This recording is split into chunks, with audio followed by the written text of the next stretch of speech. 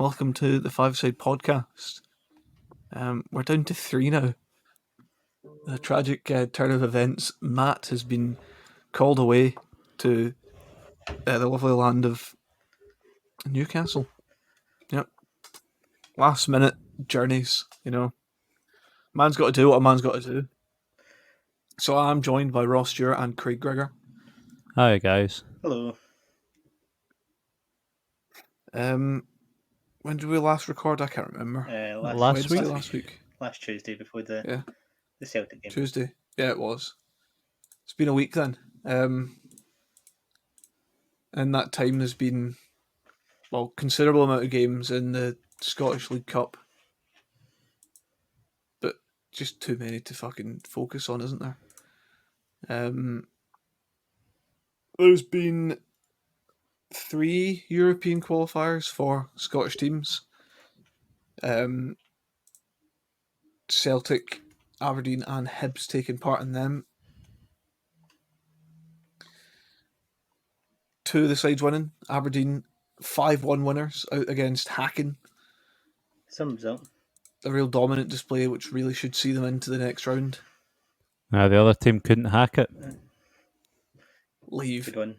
Season 2 and the Pat are still We're now down to stinking. the two-side podcast. It's just me and Ferb for the foreseeable future. I mean, I wasn't surprised to see Aberdeen winning from just looking at the quality of Hacken. What I was surprised to see was them scoring 5 goals against them. Yeah, it was something that they always struggled with last season was scoring goals just in general. When they'd go like 6-7 games without scoring a goal at all. So it'll be good boost for them to get 5 goals in, start of the season. New manager, new style of play. Hopefully a good season for the Aberdeen fans to look forward to. Obviously, put it all on Scott Brown. It's a sign of Scott Brown. He knows how to win European games, and he's come in and he's won that for Aberdeen. It's all him. Don't fact check that. Yeah, It doesn't really good. Doesn't matter who scored the goals. He won it. He won them the game.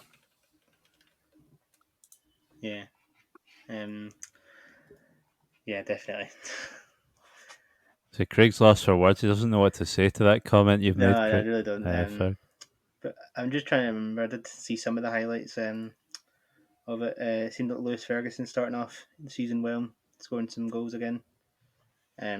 Something that Aberdeen fans will be hoping doesn't do too well to start a season there, where the bids start flying in for them again. Obviously, that's really where it's difficult. Like, the league season starts this weekend, but there's still 6 weeks left of the transfer window, so there is still the opportunity for someone to come in and snap him up. Yeah, take him right from Aberdeen, and then they'd be stuck having to try and find a replacement for probably one of their key players, really, in that midfield. He did make it clear last season he did want to leave. Obviously, yeah. Start of this season, he made it clear he wanted to leave, but the Aberdeen stood their ground and felt obviously the offer wasn't right at the time. Yeah, it was like 2 million that came in for him or something like that, roughly. From Watford, it was rumoured to be at the time, and he made him hand in a transfer request, but it doesn't seem like much has happened since then in that situation. Obviously, we don't know all the ins and outs of what's happening behind the scenes, but I'm sure he's a professional, so whenever he's playing, he will still give 100% for Aberdeen. I think he'll know himself. He'll know himself though that he's not like hot property yet. Yeah. So it's not like people are dying to sign him. So if he just downed tools, he probably wouldn't get a move. He'd just be stuck, and then he'd have like a sour relationship with Aberdeen, and he'd put a real sort of standstill to his career. Whereas if he keeps playing, he plays well, he gets noticed by someone, or someone just decides that they want to buy him, then he's more likely to get a move. Obviously, if he was like a very good player and someone had already noticed him, there's been sort of rumours that somebody's wanting him, then yeah. I think if Sorry, on you go. All right, okay. I don't like when players just down tools, like refusing to play, not turning up for training just to force a move. Really, when it's likely that the move will happen anyway if they just stick in for like 2 or 3 games more. Yeah, what I was going to say was, I think if he's smart about it and realizes if Aberdeen do quite well in Europe, obviously that's the big stage for him at this moment in time. If he puts good performances in, he's going to get noticed by big teams, Yeah, and that move that he wants will come eventually. yeah. I do feel like going for maybe one more year at Aberdeen is probably beneficial for him, especially like you said, to do it in Europe. Obviously, they've got a better chance of getting group stage now with this new conference, Europa Conference League. So if Aberdeen can get group stage, you can play against some of the so-called bigger teams. See what you can do against better opposition, better midfielders. See if you can still put up the decent numbers he puts up, and he'll potentially get better bids from down south. Yeah, Yeah, and he's still young. He's got plenty of time left in his career. Like, it would be silly for him to sort of throw his toys out of the pram. I don't think it looks particularly good on you, but To be fair, I don't think see after that happened, he did sort of screw the head a wee bit and sort of gone I on reckon with he's it. been told though. I reckon he got told by someone, maybe a family member or like an agent or just another player. Even said like, sort of get your shit together, sort yourself out, work hard in training, work hard on the pitch, and see what happens. Even in January, he could be away by January. You never know. 100%. If he keeps putting in the effort and the performances, the move's going to come. yeah, without a doubt. Obviously, with heavily linked with Rangers, but I think Rangers. I don't think that move will ever come. To be honest, It's a tough one because obviously, if he goes to Rangers rather than a team in the Premier League, he'll play, um, play a few Champions League games, etc., group stage games maybe. But goes to the Premier League, you're playing better opposition week in week out.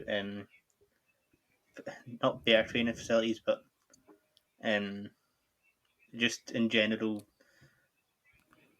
not to undermine his quality, but I don't think he would get near the starting 11, which kind of then presents itself.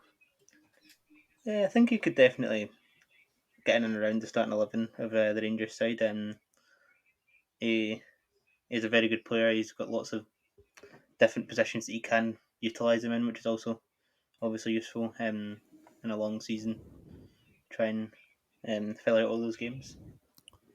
I actually strongly, like we've already mentioned several times, another season, especially with having Scott Brown in, who's obviously had a good career and has played at that top level, and learning stuff from him would actually greatly benefit his game because I think, as much as he's quality, Lewis Ferguson, I still think he's a wee bit. It's like, how'd I put it? He's still a bit rough around the edges. He's still got that wee extra dimension to go.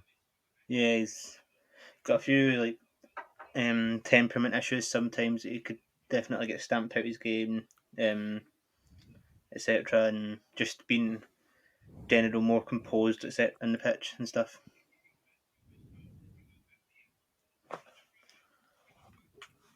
Yeah, so a problem with sort of young players is when they first come in, they need to get first team minutes, they need to get experience, and I think it's almost something that Aberdeen sort of lacked last season a bit was experience in that midfield. Um, Maybe Scott Brown can sort of pass on some of his experience to these younger players in the Aberdeen squad, and just for their sake of the younger players, the Aberdeen can do a bit better this season, or at least be more consistent this season. Yeah, it's something that Aberdeen always seem to have a lot of young players in the team at the one time. Obviously, you need to have that right balance of young and more experienced heads um, to keep the system working.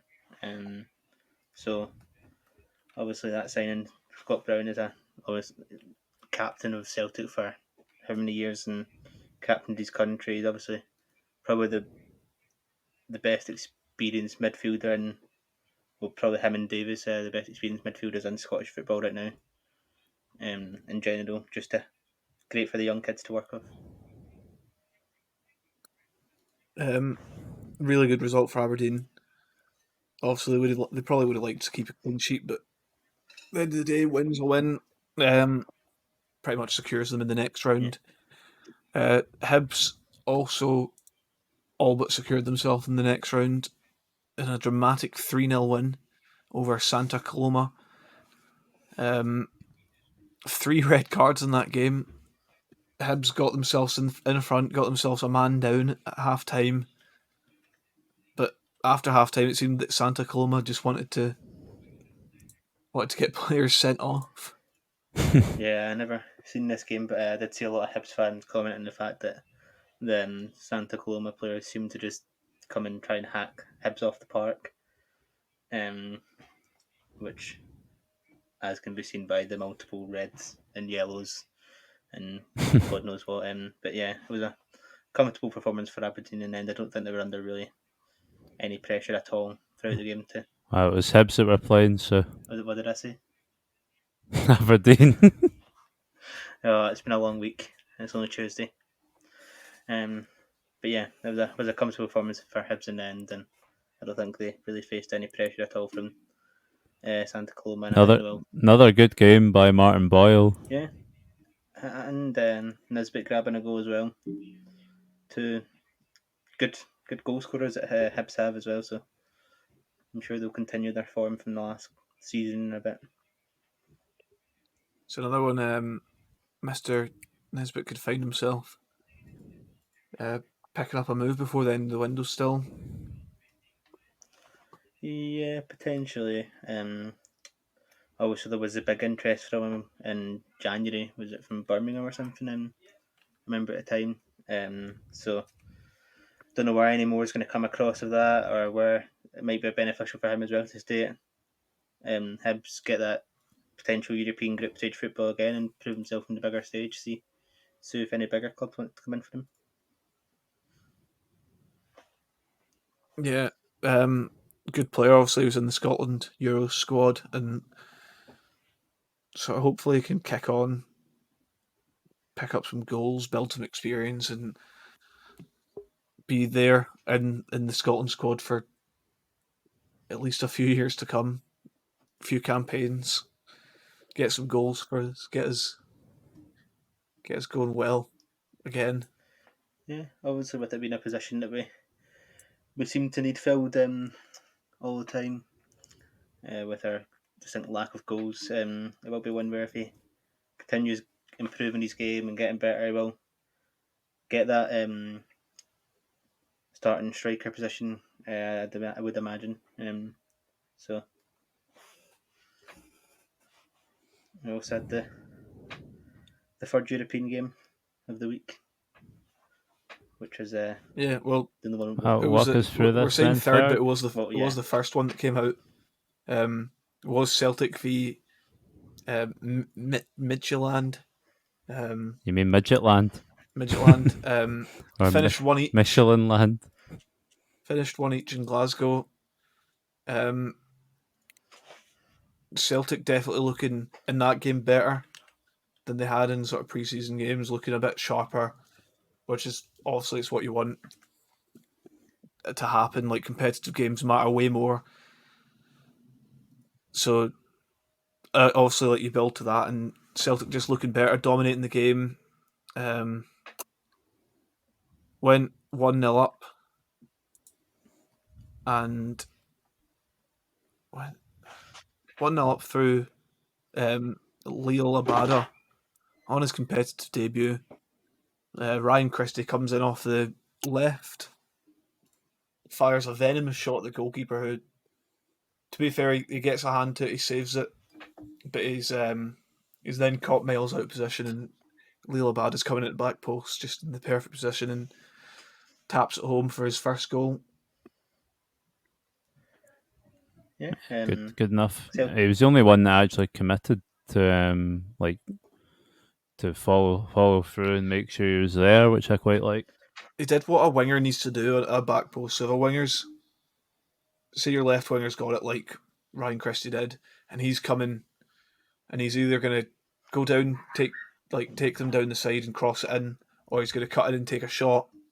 I think the other winger has to gamble at back post, like all the time. There's no point in hanging about out in the wing or like edge of the box. Get in and around the box.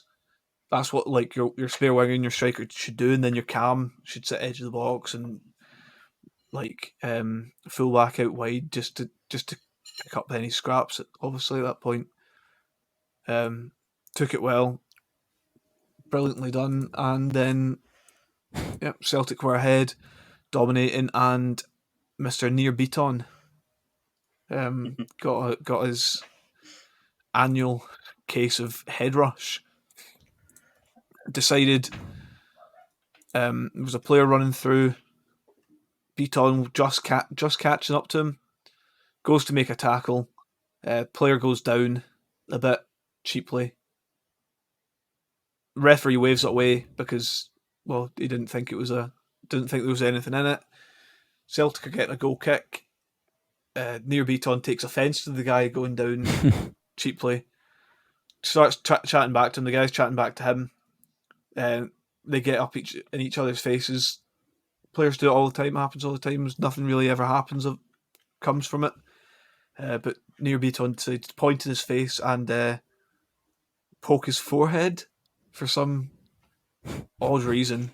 yeah, it was a bit bizarre. Obviously, he'd already been booked at this point. Putting your hands in another player's face is a straight red anyway. Picked up a second yellow. Off he goes. Just silly. No complaints. Yeah, no complaints about it, but there's no excuses for that at all. He shouldn't be back anywhere near the team. I'm just baffled how he's lasted so long at Celtic. I think the only reason he has is because Celtic don't have a back four. He's never. I've said it for years. He's never a centre half. His best position is playing a centre defensive mid. But he'll play anywhere, so that's the thing. Like Celtic don't like getting rid of utility players, so he'll play anywhere. Like frustrating. Because of that, goal scorer Abada had to go off, made way for Dane Murray to come on to make his Celtic debut. And actually, I think he played very well when he came on. Him and Stephen Welsh, very young pairing at the back there, both played brilliantly in the rest of the first half. Second half, the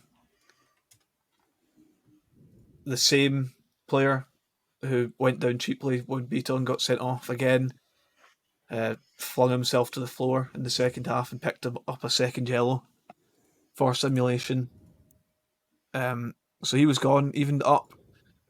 It looked like Celtic where they were pushing on, trying to pick up another goal.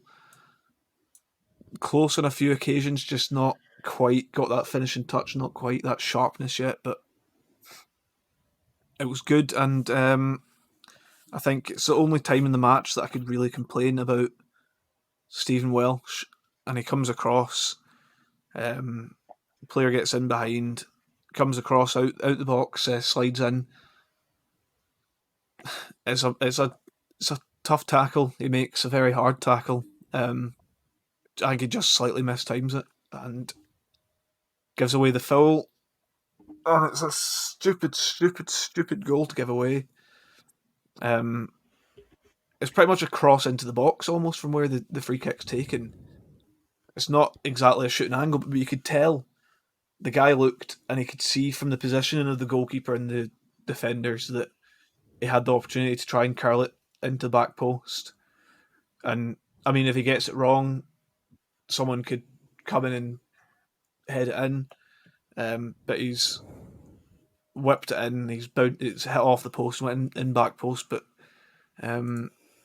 Barkas is absolutely criminal as a goalkeeper at that point. I don't know whether he's trying to punch it or I don't know. But he His goes hand, up.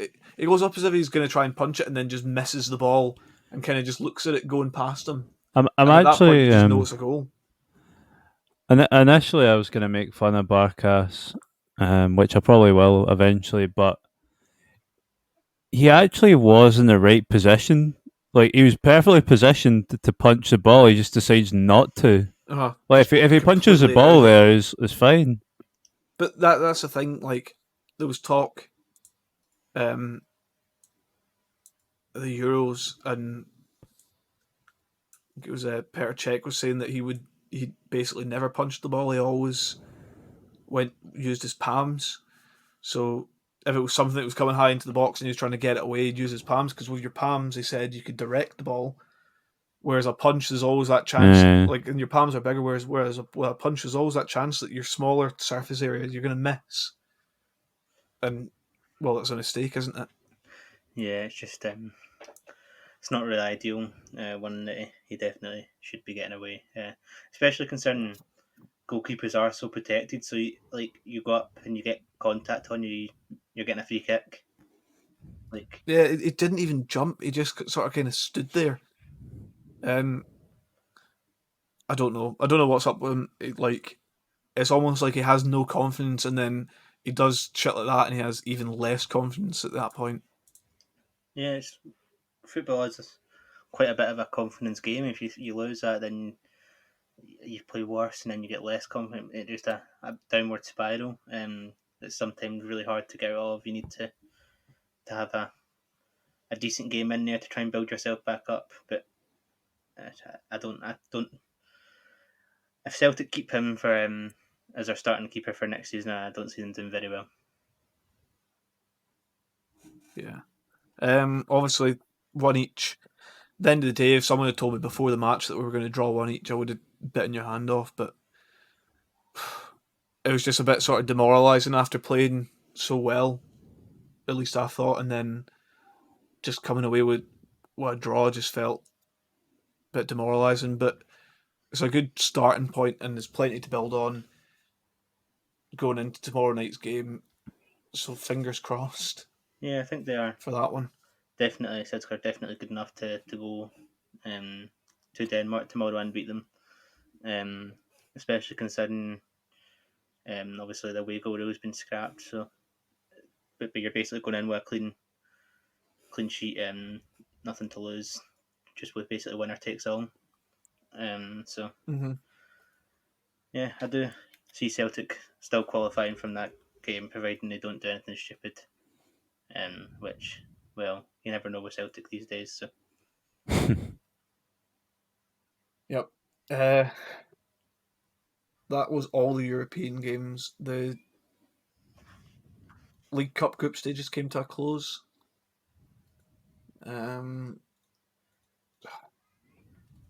they did. There's an interesting finish to the League Cup group stages because obviously because we've got 5 teams in Europe this season, there was only going to be three of the best group winners were going to be seeded, and when 3 of the group winners finished on the same points and the same goal difference, which the only reason Hearts didn't get seeded was because they scored one less goal than Dundee United and St Mirren.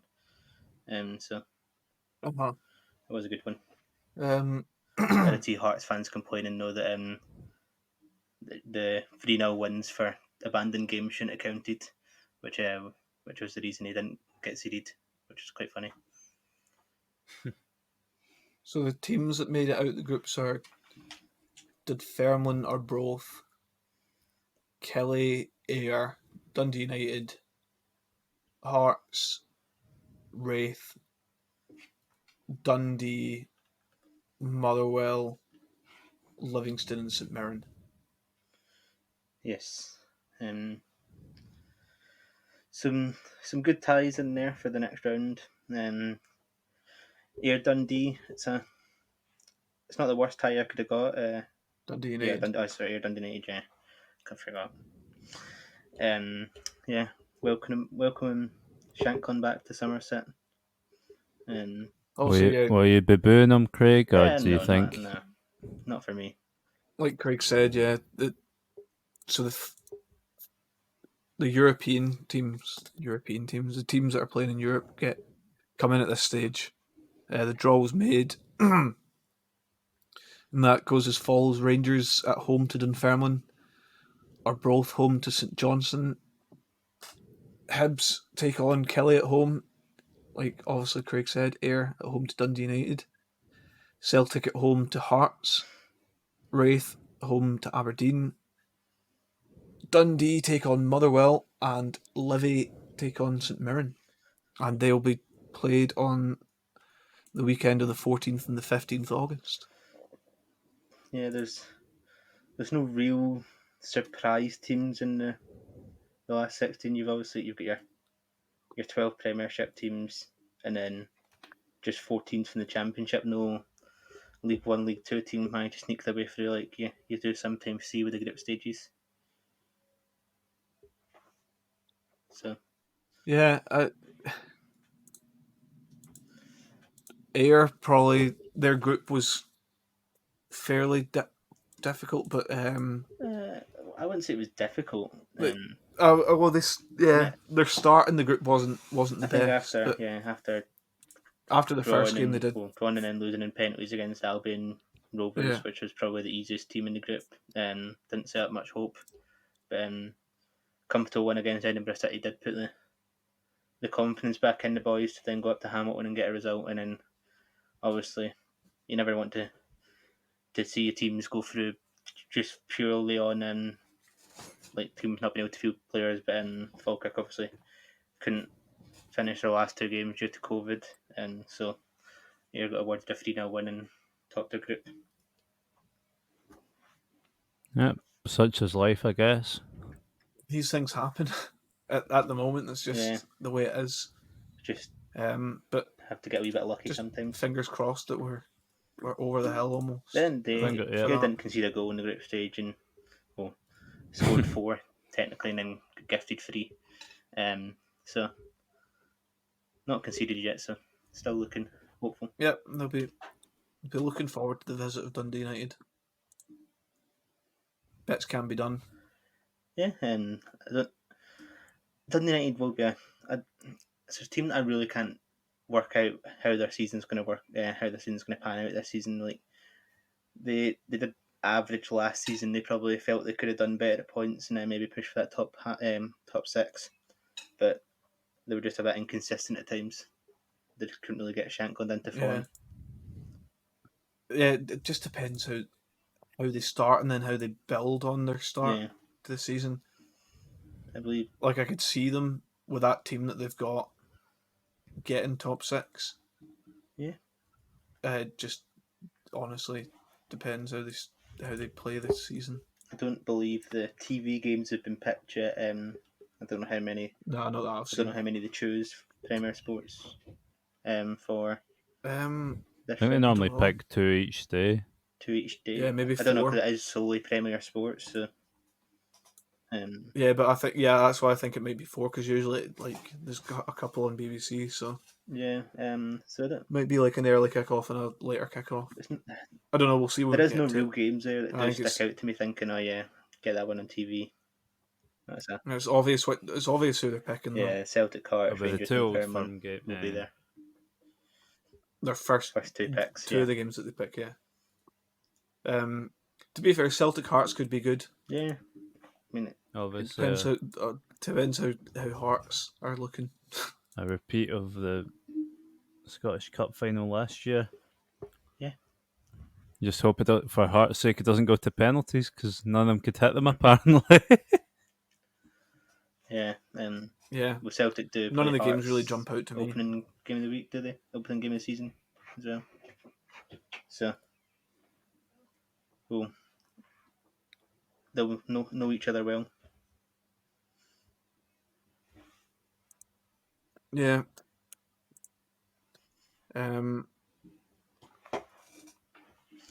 Well, that, oh my god, it is. It's opening weekend come Saturday, so time flies. I mean, the Euros and everything, it sort of like takes up the space in between sort of.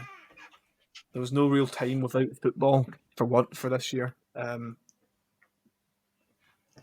which is good for us. Yeah, it speeds the summer up. I think having like an international tournament, especially, seeing Scotland there did benefit it as well.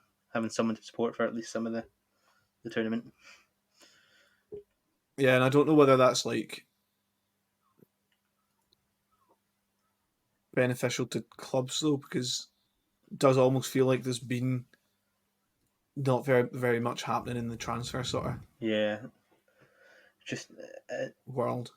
It's just a tough time, especially like, as we said last time, especially with the COVID situation and all, and still clubs not Even having when you too much sign money, players, you etc. still So and you still have to wait like a week. yeah, so but I'm sure there will still be plenty of movement from clubs over the in August as well. So we'll see. Yeah.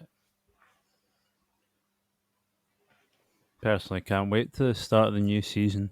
Yeah, it's good to have it back, especially fans flowing back into the stadiums as well. And we're starting to see, although it's not perfect, a wee bit more common sense in regards to numbers being allowed in. Yeah, obviously Kelly announced that there'll be no Air fans at the opening day, or not the technically not the opening day, but because it's on the Monday, but the first Ayrshire derby of the season. I've seen things that it was because Kelly can only hold like 3,700 right now due to maintenance in one of the stands and another stand not reaching East Ayrshire Council guidelines because their toilet has the same entrance and exit or something like that, something stupid. Nonsense. So yeah, Let the fans in. Right, I've made a note of who I think at the moment who I think's going to win Premiership through League Two, and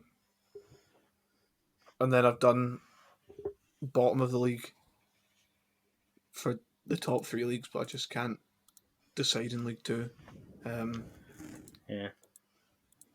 So we can run through that quickly. I think everyone's probably going to be the agreement that they can't currently see anyone else winning the Premiership other than Rangers, which is, I mean, I hate to say it, but I mean, don't at the feel moment, bad. I'm going to enjoy this year. Yeah, I say that, I'll still be nervous every single game. I do have Rangers down as well to win the league. It's the complacency that kills them. It is. I do have Rangers as well as. Surprisingly. Shockingly. Do have Celtic second. Yeah. I think the quality is just between Celtic and Rangers and the rest of the league's just like such a vast gap. Quality in the squad depth as well, especially if like Aberdeen and Hearts do get into group stage competitions, they will be playing like the Thursday Sundays, and everyone knows that's a bit of a killer for the teams sometimes. So having that extra squad depth that Celtic and Rangers do have would benefit them massively. The bottom half of that league, I don't know. I was looking at it and I was like, it could honestly be anyone. I'm going to say Ross County. Yeah, I know. Ross County, I'm putting right at the bottom. Yeah, I know they wanted Ross County to go down last season very much, and didn't. They started very rough this season. I do have them going down, so. I know Matt hasn't said, but I know that he would say Ross County. He definitely wants Ross County to go down with Matt. 100% wants him to go down. That playoff place, though, it could be anyone that I've got in my bottom six. Could be Hearts, could be Dundee, could be St Mirren, could be Livy, could be Motherwell. Yeah, I'm mainly between Hearts and. Could be Dundee United. I don't know. I've got them top 6 at the moment, but I really I'm like. mainly between Hearts and Livy. Until I've seen teams play, I don't know where to go. I think Livy are very average at the best right now, and obviously they had that period last season where they couldn't stop winning, and people were thinking they could maybe catch Celtic at that point, but yeah, they've not really performed at all since then. They're on thin ice, really. Motherwell as well. I think they've lost a fair few key players throughout the summer. Their best players. Yeah, really. So they could be sort of skating. Yeah, they do have still. Yeah, they've still Stephen O'Donnell though, so we all know how good he is. Yeah, I think they've got a few signings to make to keep competitive. Yeah, definitely. Championship. I think this is just a tough one. And anyone it is a tough one, but I've got, from what I've seen so far and just looking at teams, I've got Dunfermline winning, but as do I. Again, it could be like anyone. Partick have just come up. I mean, they've made some decent signings throughout the window. I was going to say Inverness followed by Dunfermline. I'm thinking Inverness will be a. I just feel like Inverness can never get consistent. I'm thinking results. They'll be closer to the bottom edge of the table. Yeah, I've got them mid-table. I mean, they lost 3-1. I've went bold. 3-1 to Cove Rangers last Tuesday. They lost in penalties to Stirling after drawing 2 each. It's not been a. I do have one certainty, and that's Morton finishing bottom. Morton finishing bottom. Yeah, I think Morton or Partick. But then again, Partick could come out and surprise us. It's just with this. Well, that's what I'm saying. Like between Dunfermline and Morton, I'll just put teams in, but it could honestly I'm not confident for Hamilton's sake. They don't look anything like a team at all. Partick's one of the ones I can't see going down. I think they've got some really good signings in. Yeah, they'll. McCall is a decent manager as well, so they'll end up top 4 or miss out on top 4, something like that. Yeah. Kelly, another one. I don't see them being close to the bottom at the moment, but time will only tell. I do think, obviously, I think they've brought in so many players. It could take them a good, I would say, couple of months to get them starting to get used to the new way of football, etc. It's going to be difficult, and you don't have much time in the Championship to adapt. As soon as you start dropping points, you're losing an opportunity to get promoted. Yeah, we've seen how close it was at points of last season, where it was full. Well, that's the thing. Ayr went from being fairly high up, and then they had just a run of poor games, not good results, and ended up you struggled to get back in risk of relegation. Yeah. Moving into League One, I've got Cove Rangers winning the league this season. I've got Airdrie to win it. I've got Falkirk to win it.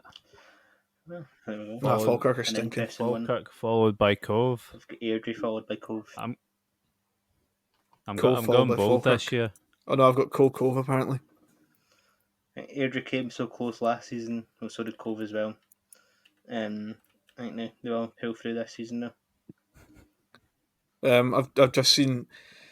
Also, Cove have made a couple signings today, so yeah, a bit of experience in that team. Yeah, Shea Logan. Logan, yeah, obviously he's had off the pitch issues, but he's still obviously he's got that experience of playing in a higher league. As long as he can keep his red mist down, he'll be fine. Yeah, they had a very good signing for Cove. Like we said, getting that experience in with the playing in the top league will be massive for them. And then it's I think it's hard to argue anyone's going down other than Clyde. Yeah, Clyde followed by Dumbarton in the playoffs. East Fife. Sorry, not sorry. And in League Two, I've just got a league winner because honestly, looking at the league, I could put anyone anywhere. Yeah. But I have put Kelty winning I'll be very because surprised if they don't. I reckon Kelty, then maybe Albion Rovers. I've got Celtic, then Edinburgh City. I've got Albion Rovers to finish second bottom. So Edinburgh City could be good. Stranraer could maybe pose a challenge for being up there. You just never know. Do have Cowdenbeath to finish rock bottom though, and fall breaking out of the Football League. It's hard to see anyone other than Kelty winning that league. Yeah, they're just their squad's so good for a team that's only just come out of the Lowland League. It's ridiculous. I mean, it's easily League One level, so yeah. I mean, Nathan Austin could 100% still play in a championship, and he's just still banging goals in. So, will be a fairly easy win for them, I'd believe. Anyway, obviously with a new manager, things can change, but at the moment, that's how I see it. Yep. Moving to the what's it called? Predictions this week and the weekend.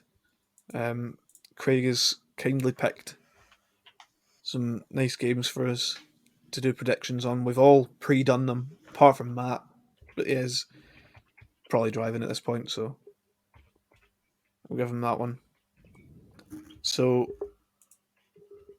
first one starts off. It's tomorrow night. It's Midtjylland taking on Celtic, and Craig has gone for a 1-0 Celtic win. If he wants to read it out himself. Nope, it's not what he picked. What's Craig picked? A 1-0 Celtic win, did I not? That's no, not you've what you put. You've got 2-1. 2-1 Celtic win, yeah. Yep, I've got 3-1 Celtic. Billy and Jura have both put in one each. Yeah, I think Celtic will go through at extra time. And Matt's gone for a 2-1 Celtic win as well. Next game, Santa Coloma taking on Hibs. Craig, you've got... I've gone for 3-0, the same as the first leg. Nope. You've got 4-0. Yeah, I'll get there eventually. Yeah. Amateur hour here. Amateur, I know, I can't even remember what it's put. I've put 2-0.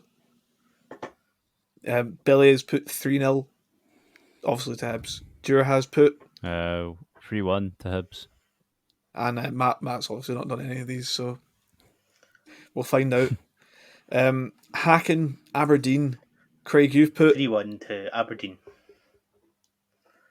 I've put 4-0 to Aberdeen.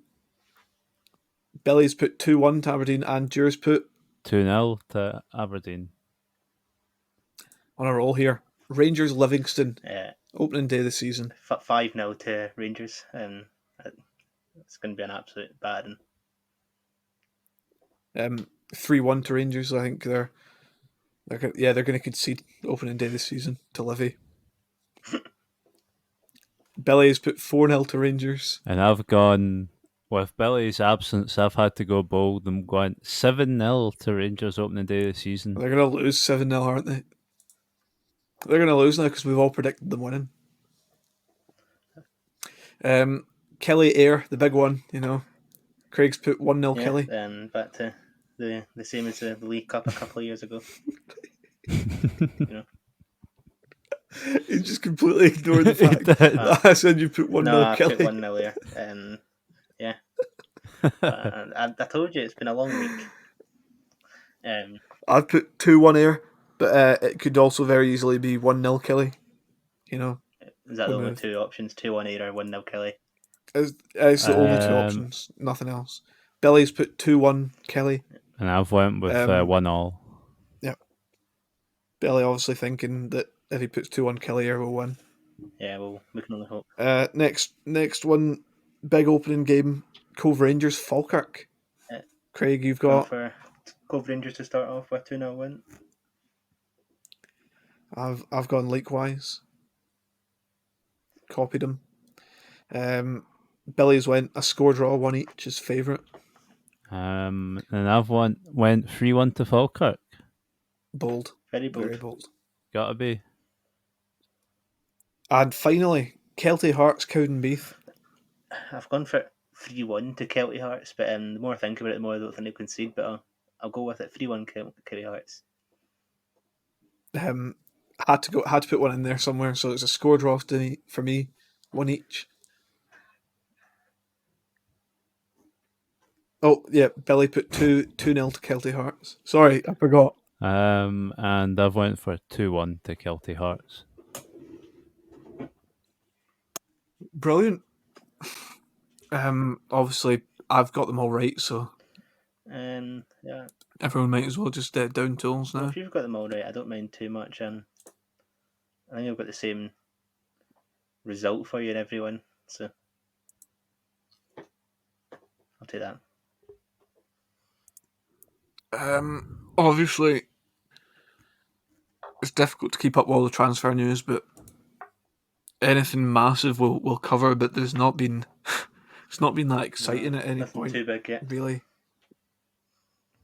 Hopefully, this time next week, we're reporting 7 new Celtic signings and an 8-0 win against Hearts at the weekend. But yeah, you never know.